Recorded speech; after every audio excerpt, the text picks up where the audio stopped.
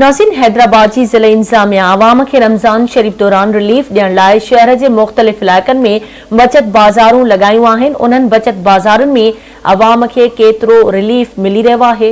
अचो त ॾिसूं इरफान अली बुखियो जी हिन रिपोर्ट में।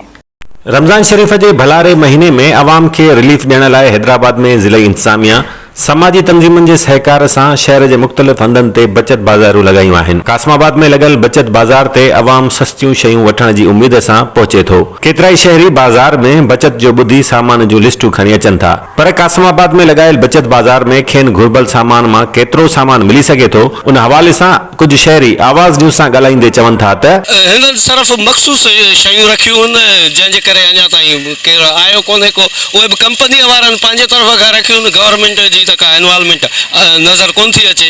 बाक़ी गवर्नमेंट जो हिन में को किरदार ज़ाहिरी तरह नज़र कोन थो अचे त जंहिंमें माण्हुनि खे को फ़ाइदो पहुचे। गवर्नमेंट तेसिताईं जेसिताईं पंहिंजे तरफ़ खां सब्सिडी सिंध हुकूमत नथी ॾिए तेसिताईं ही बचत बाज़ारूं नाकाम हूंदियूं। मूंखे त को फ़र्क़ु महसूस कोन थो थिए। अखियुनि में मिर्च पिया विझनि। बाक़ी रहियो मसलो त तव्हां तेल जो ॾिसो, तेल ॿाहिरि बि 2400 रुपया आहे यूटिलिटी स्टोर ते मूंसां गॾु हलो भली।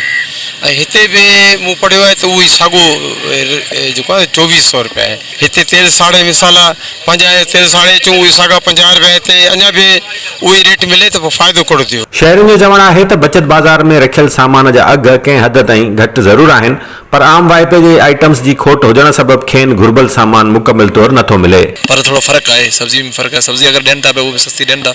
मुर्गी है वो भी थोड़ी सस्ती है, ॿाहिरि मिले थी 600 रुपया, हिते मिले 480 रुपया। शइ जेको कुछ माना सुठी मेंटलेशन कंपनी वाले कोन लॻनि।